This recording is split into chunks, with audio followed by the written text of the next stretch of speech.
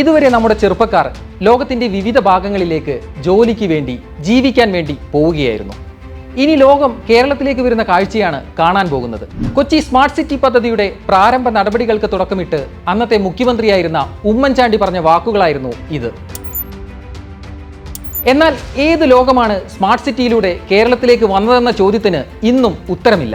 മാറി മാറി വന്ന ഇടത് വലത് സർക്കാരുകളുടെ മേൽനോട്ടക്കുറവ് കാരണം എങ്ങും എത്താതെ പോയ കേരളത്തിന്റെ സ്വപ്ന പദ്ധതി പരസ്പരം തർക്കിച്ചും കലഹിച്ചും പ്രതിഷേധിച്ചും രാഷ്ട്രീയ നേതൃത്വങ്ങൾ പാഴാക്കി കളഞ്ഞ IT മേഖലയുടെ 2 പതിറ്റാണ്ട്.